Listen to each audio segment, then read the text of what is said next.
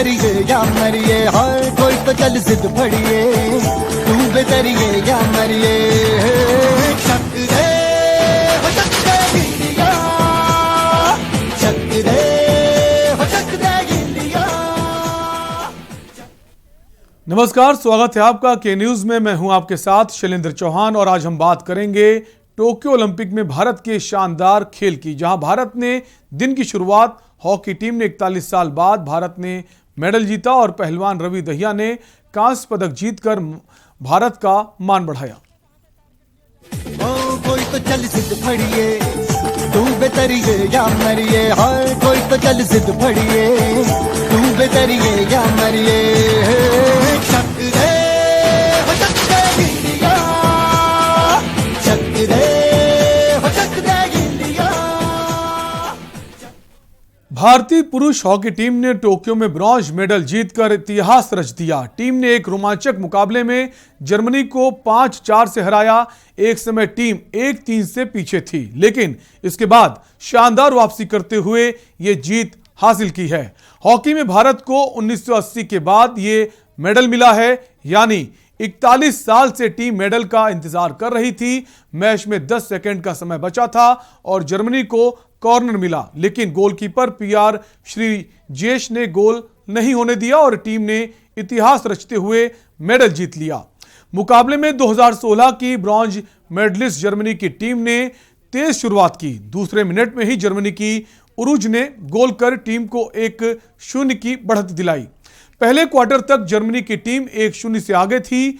दूसरे क्वार्टर में भारत ने वापसी की। 17वें मिनट में सिमरनजीत सिंह ने गोल करके स्कोर 1-1 से बराबर कर लिया।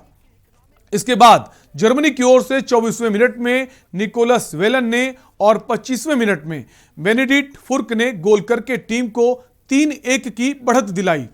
ओलंपिक के इतिहास की बात की जाए तो भारत ने 12वां मेडल जीता है। टीम ने 1928, 1932, 1936, 1948, 52, 56, 64 और 1980 में गोल्ड मेडल जीता। 1960 में सिल्वर, जबकि 1968 और 1972 में ब्रॉन्ज मेडल जीता। भारतीय पहलवान रवि दहिया ने टोक्यो ओलंपिक में सिल्वर मेडल जीत लिया। रवि दहिया ने भारत को ओलंपिक में कुश्ती का सिल्वर मेडल दिलाया है। गुरुवार शाम को गोल्ड मेडल के लिए जारी मुकाबले में वे रूस के पहलवान को मात नहीं दे सके, लेकिन सिल्वर लेकर भारत लौट रहे हैं। रवि दहिया को रूस के पहलवान जुवुर उगवे ने से 57 किलोग्राम भार वर्ग की फ्री स्टाइल कैटेगरी में हार का सामना करना पड़ा। मुकाबले की शुरुआत में ही रूसी पहलवान जुवुर उगवे ने अपनी बढ़त बना ली थी, जिसे रवि दहिया कड़ी टक्कर देने के बाद भी अंत तक खत्म नहीं कर पाए। रवि ने पहले पीरियड की शुरुआत में 2-2 की बराबरी कर ली थी, लेकिन फिर रूसी पहलवान ने जबरदस्त वापसी करते हुए स्कोर को 4-2 कर दिया था। इसके बाद रूसी पहलवान ने रवि को कोई मौका नहीं दिया। एक समय रूसी पहलवान 7-2 से आगे चल रहे थे, लेकिन तभी रवि दहिया ने 2 पॉइंट और हासिल कर लिए, लेकिन मुकाबला जीत नहीं सके। रवि दहिया ने सुशील कुमार के रिकॉर्ड की बराबरी कर ली। ये भारत और रवि दहिया के लिए बड़ी उपलब्धि है। रवि दहिया ने ओलंपिक में पहली बार हिस्सा लिया था और मेडल जीत कर लौट रहे हैं। भले ही रवि दहिया गोल्ड मेडल हासिल नहीं कर सके हों, लेकिन कुश्ती में उन्होंने सुशील कुमार के रिकॉर्ड की बराबरी कर ली है।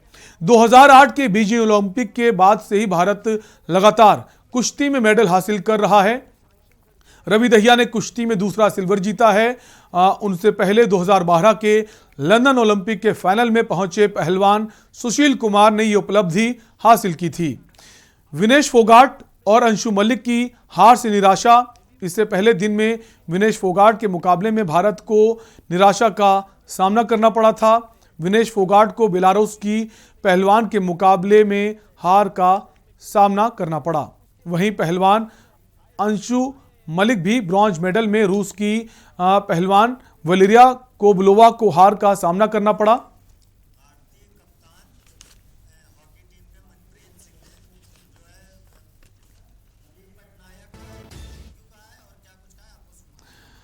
और भारतीय हॉकी टीम के कप्तान जो हैं, उन्होंने उड़ीसा के जो मुख्यमंत्री नवीन पटनायक, उनका शुक्रिया कहा है। क्या कुछ कहा, आपको सुनाते हैं।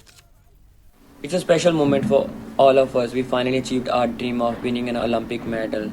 And on this special occasion, I would like to express our special thanks to Honorable Chief Minister of Odisha, Shri Naveen Patnaik ji, who has supported us throughout this journey. His vision for hockey and constant encouragement has helped us achieving this remarkable feat for the country.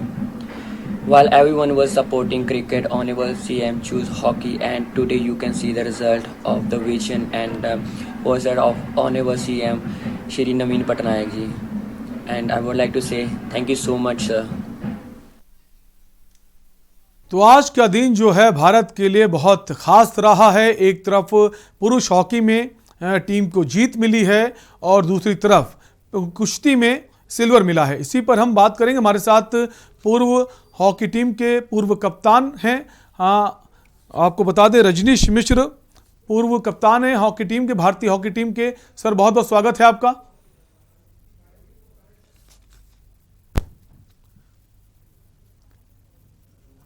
और रजनीश जी, एक बड़ा दिन है, खुशी का दिन है, ऐतिहासिक लम्हा है। कितने वर्षों बाद, 41 साल बाद वापस हॉकी की वापसी हुई है, क्या कहेंगे? सर, पहले तो मैं रवि दहिया जी को बधाई देना चाहूंगा सारे देशवासियों की तरफ से। उन्होंने बड़ा देश का मान सम्मान बढ़ाया, क्योंकि गोल्ड मेडल मैच था और वो उसमें पार नहीं पा पाए, लेकिन वो रजत पदक से संतोष करना पड़ा। फिर भी कुश्ती के लिए एक बड़ी सुखद अनुभूति है, क्योंकि सुशील कुमार के बाद कोई ऐसा नाम नहीं गया था जो मेडल लेके आए। उसमें अंशु मलिक, उमेश फोगाट थी, जो कि आज सुबह मैच दोपहर में ही मैच लूज कर चुकी थी। तो ये खूब अच्छी थी रवि दहिया जी, जो गोल्ड मैच के लिए लड़ रहे थे और उन्होंने उसमें विजय नहीं प्राप्त की। फिर भी हम लोग संतोष करना पड़ेगा रजत पदक से। मैं उनको बहुत बहुत बधाई देता हूँ सभी देशवासियों की तरफ से। और आगे आते हुए मैं हॉकी की बात करता हूँ। हॉकी के 40 साल का शूका खत्म होता है, तो ये एक मतलब ये गोल्डन मूवमेंट है फॉर इंडियन हॉकी। अगर हमारे पास 40 साल बाद एक मेडल आता है और उस मेडल को हम आगे भी, कल भी एक हमारा मैच बचा है वुमेन का, वुमेन को मैच को अगर हम आगे ले जाते हैं और वुमेन मैच में भी अगर ब्रॉन्ज जीतते हैं, तो मुझे लगता है कि भारतीय हॉकी के लिए 5 और 6 अगस्त का दिन सुनहरे अक्षरों में अंकित होगा और हम वापस अपने स्वर्णिम युग की तरफ आएंगे। बिल्कुल। हमारे साथ एक और मेहमान जुड़ गए हैं, राम कुमार पहलवान है, ध्यानचंद अवार्ड विनर हैं। राम कुमार जी, बहुत बहुत स्वागत है आपका। राम कुमार जी, आपको हमारी आवाज आ रही है?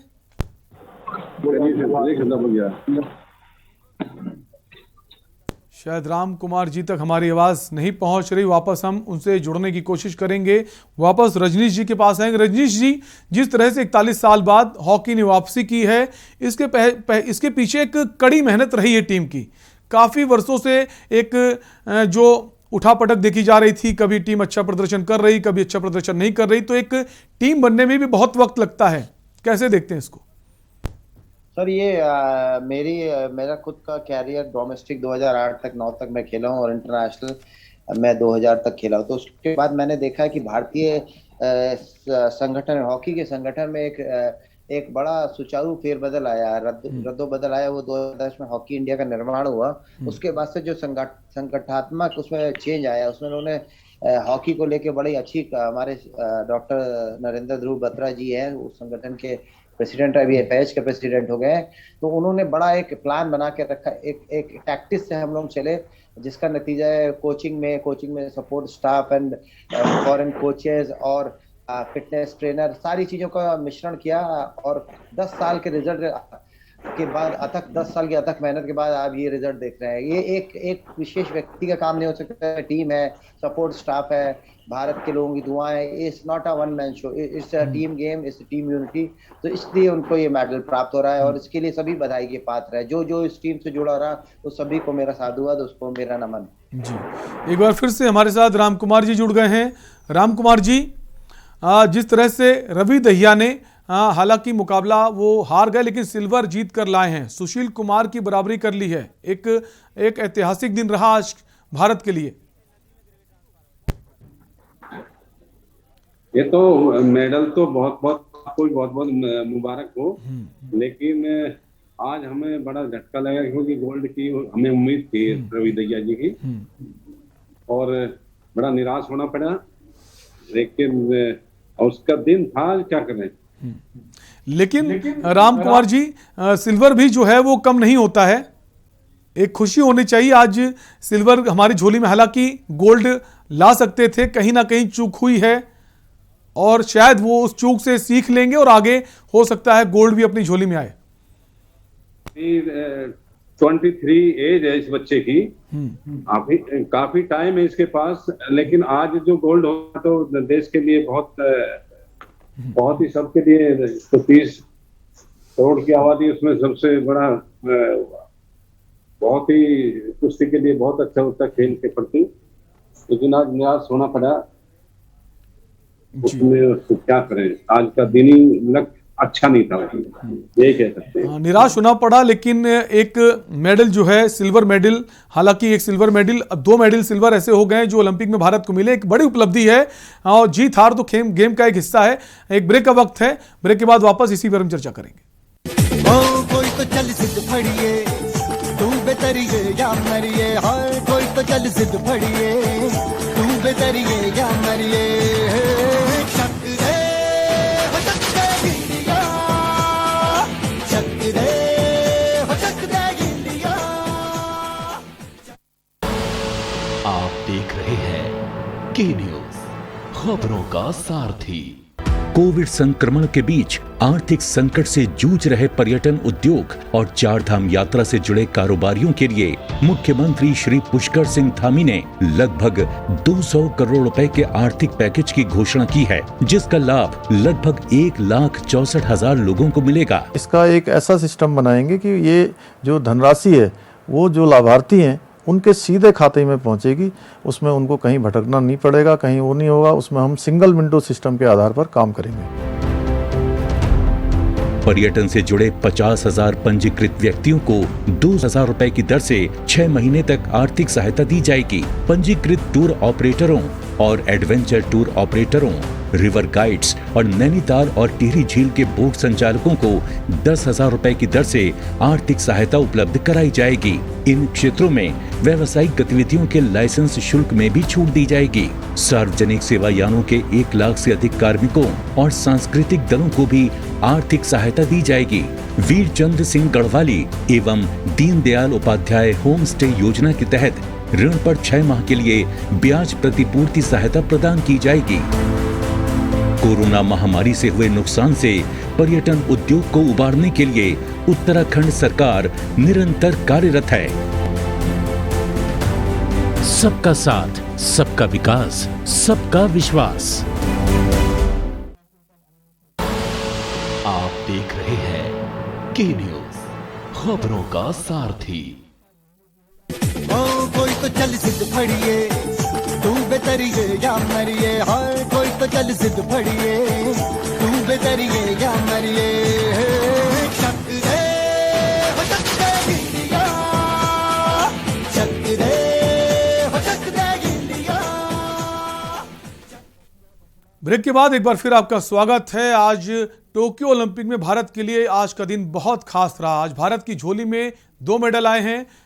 हॉकी में भारत ने कांस्य पदक जीता है, लेकिन सिल्वर में कुश्ती में सिल्वर मेडल की उपलब्धि हुई है। और वापस हम रजनीश जी के पास आएंगे। रजनीश जी, जो आज का मुकाबला था भारतीय हॉकी टीम का जर्मनी से, एक वक्त हमें ऐसा लग रहा था ये मुकाबला भारतीय टीम गंवा देगी, लेकिन शानदार वापसी, शानदार जीत।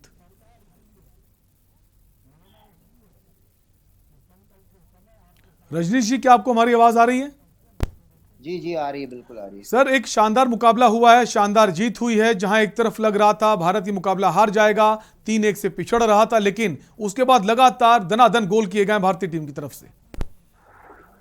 देखिए, आज का मैच जो था, सर्वप्रथम मैं कहूँगा भारतीय हॉकी टीम का रंग रूप स्वरूप सब कुछ परिवर्तित है।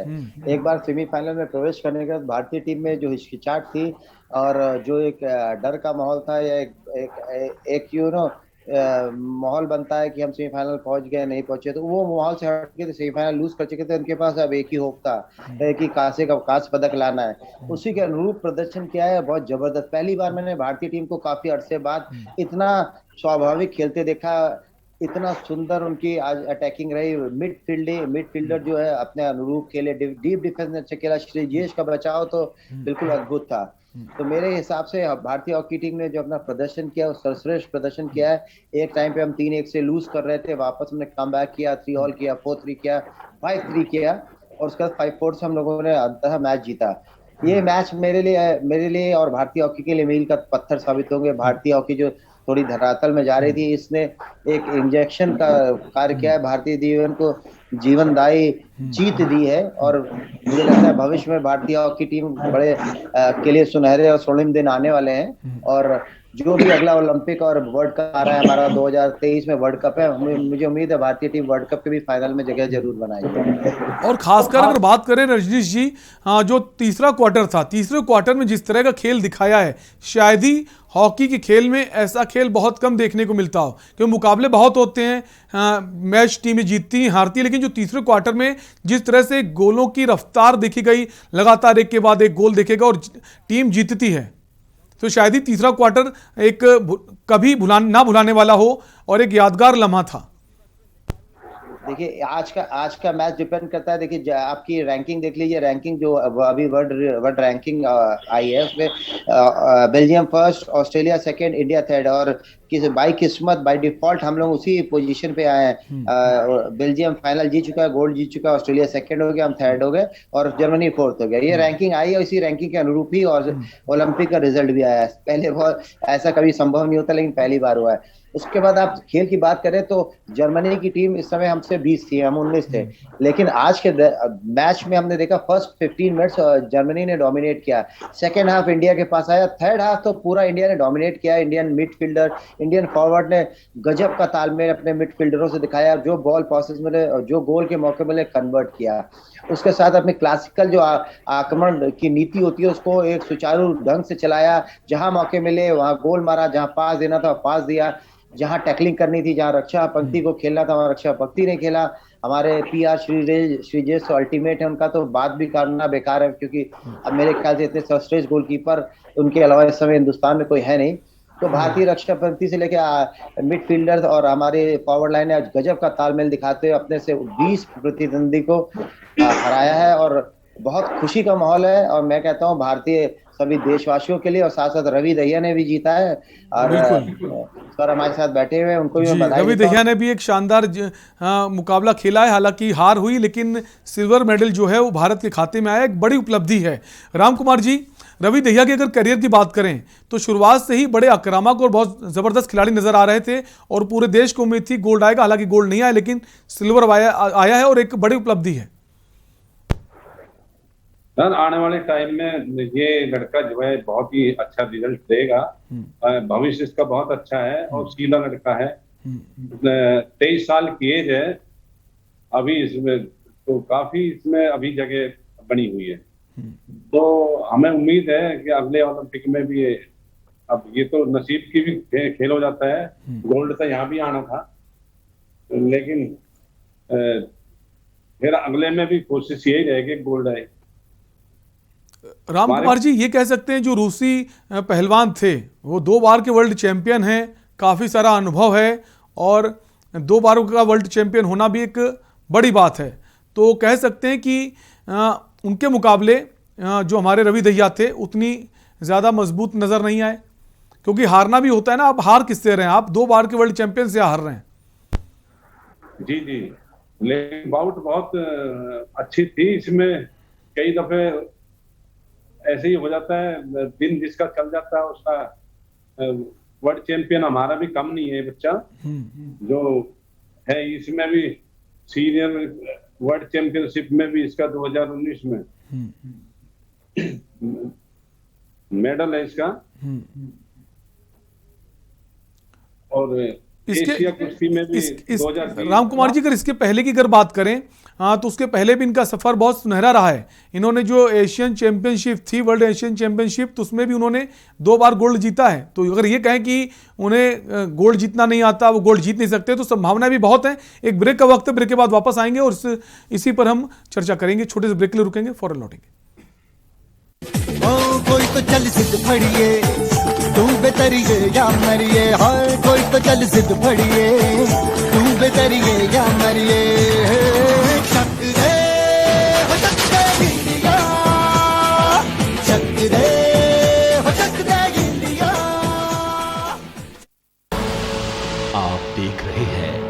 की न्यूज, खबरों का सारथी।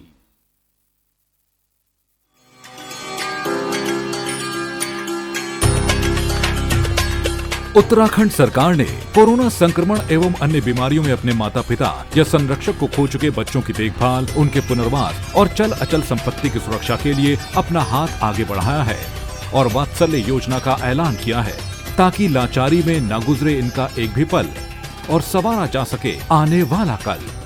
मुख्यमंत्री वात्सल्य योजना में शामिल बच्चों का भविष्य सुरक्षित बनाने के लिए राज्य सरकार ने सभी जरूरी प्रावधान किए हैं। वात्सल्य योजना के अंतर्गत उत्तराखंड में 1 मार्च 2020 से 31 मार्च 2022 तक की अवधि में माता पिता की कोरोना अथवा किसी अन्य बीमारी से मृत्यु हो जाने पर बच्चों को इस योजना के अंतर्गत सहायता प्रदान की जाएगी। वो बच्चे भी लाभार्थी होंगे जिनके माता पिता की मृत्यु पहले हो चुकी है और अब उनके संरक्षक की भी मृत्यु हो गई है।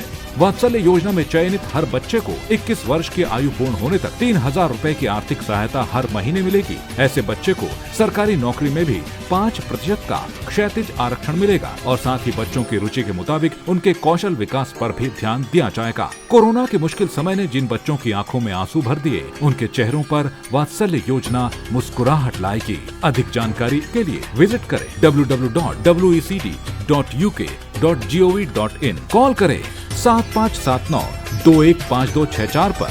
कोरोना में जो बच्चे हुए अनाथ, उत्तराखंड सरकार थामेगी उनका हाथ। जुबान के लिए उड़ चला गैरों की ज़मीं पर, खुशबू अपने पन की ढूंढता। दूर कितना भी जा, इस जुबान से दूर ना जा पाओगे। विमल, बोलो जुबान केसरी। आप देख रहे हैं की न्यूज, खबरों का सारथी। ओ कोई तो चल जिद फड़िए, तू बेतरिए या मरिए। हाय कोई तो चल जिद फड़िए, तू बेतरिए या मरिए। शक दे हो शक दे गिलिया, शक दे हो शक दे गिलिया। ब्रेक के बाद एक बार फिर आपका स्वागत है। हम बात करें टोक्यो ओलंपिक की, जहां भारत ने आज ओलंपिक में शानदार प्रदर्शन किया है। आज भारतीय हॉकी टीम ने जहां जर्मनी को हराया और ब्रॉन्ज मेडल हासिल किया, वहीं जो रवि दहिया है उन्होंने सिल्वर मेडल जो है भारत की झोली में डाला है। वापस हम आएंगे रजनीश जी के पास। रजनीश जी, आज अब हम कह सकते हैं कि भारतीय हॉकी टीम का जो समय है, गोल्डन पीरियड एक बार फिर से वापस आ गया।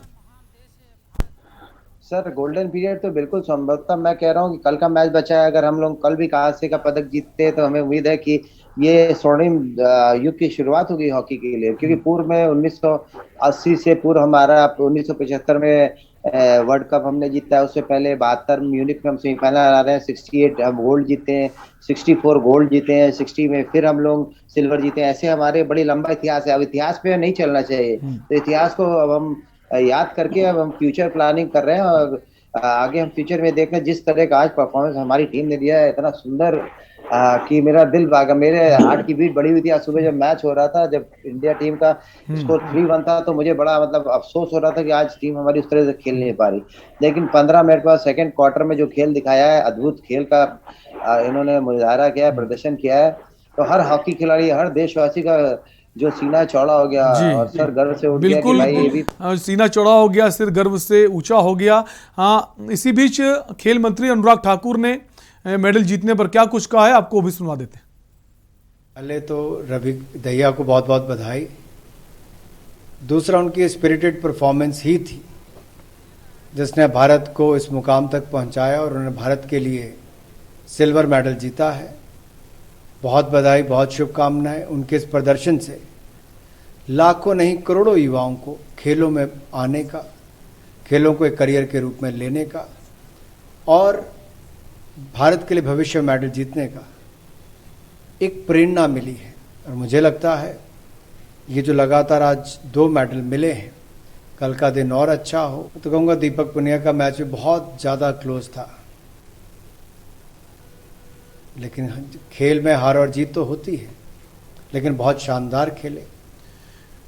तो शुभकामनाओं और बधाइयों का सिलसिला भी शुरू हो गया है। भारत सरकार की तरफ से पूरा सपोर्ट दिया जा रहा है खिलाड़ियों को कोई दिक्कत ना हो, इसका भी बहुत खास ध्यान रखा जा रहा है। वापस हम आएंगे, हमारे साथ राम कुमार जी भी बने हुए हैं। राम कुमार जी, अगर रवि दहिया की अगर हम बात करें तो अभी बहुत सारा वक्त इनके पास है, अगला ओलंपिक भी खेल सकते हैं और गोल्ड जो आज नहीं जीत पाए वापस वो गोल्ड जीत सकते हैं। सर अभी 2022 में कॉमनवेल्थ गेम्स हैं, एशिया गेम्स हैं, तो इसमें ये लड़का गोल्ड ले आएगा, मेरे को पूरी उम्मीद है। और आने वाले टाइम में 2024 में ओलंपिक में जरूर गोल्ड जाएगा, क्योंकि बहुत सीरियस बच्चा है, बहुत अच्छा, इसमें कोई कमी नहीं है बच्चे में, और इसमें कोई दो राय नहीं है। लेकिन अभी तो 23 साल एज है, अभी आएगा बिल्कुल, अभी उम्र भी काफी बाकी है, प्रतिभा में कोई कमी नहीं है, जुनून में कोई कमी नहीं, जज्बे में कोई कमी नहीं। तो पूरी उम्मीद है कि आने वाले वक्त में जो बड़ी चैंपियनशिप होंगी वहां पर गोल्ड लाएंगे। बाकी जो अगला ओलंपिक है उसमें भी गोल्ड लाने की बहुत संभावना है। वापस रजनीश जी आपके पास आएंगे, समय कम है। आखिरी सवाल, क्या जो मैनेजमेंट होता है टीम का, पिछले कई वर्षों की अगर बात करें, जो मैनेजमेंट से कई टकराव की बात आती थी, टीम के जो खिलाड़ी होते थे, मैनेजमेंट उनकी बात नहीं सुनता था, सरकार का सपोर्ट नहीं मिलता था, ये सब चीजें जो हैं वो दूर हुई हैं, इसका भी बड़ा फायदा मिला है टीम को। देखिए, आप अब ये बातें जो कह रहे हैं कि टीम मैनेजमेंट पूर्ण रूप से टीम के साथ, सारे खिलाड़ी बहुत खुश है, सरकार से भी खुश है, एज जो हमारी मैनेजमेंट है हॉकी उससे भी खुश है। किसी खिलाड़ी को कोई कमी नहीं है, जितनी सुविधाएं गवर्नमेंट दे रही है पूर्व में कभी नहीं प्राप्त हुई। मैं कहता हूँ वन ऑफ द बेस्ट। बिल्कुल, अगर आपको मैनेजमेंट से सपोर्ट मिलता है, गवर्नमेंट से सपोर्ट मिलता है तो उसका फायदा जरूर मिलता है, और फायदा कैसे मिलता है ये आपके सामने आज हॉकी ने इतिहास रच दिया है। बहुत बहुत शुक्रिया आप दोनों मेहमानों का हमसे जुड़ने के लिए। तो हम आज बात कर रहे थे टोक्यो ओलंपिक की, जहां पर भारत के लिए एक शानदार दिन रहा है और उम्मीद करते हैं आगे भी सिलसिला बना रहे। फिलहाल इस कार्यक्रम में इतना ही, देखते रहिए न्यूज़ इंडिया। नमस्कार। कोई तो चल जिद फड़िए, तू बेतरिए या मरिए, हाय कोई तो चल जिद फड़िए, तू बेतरिए या मरिए।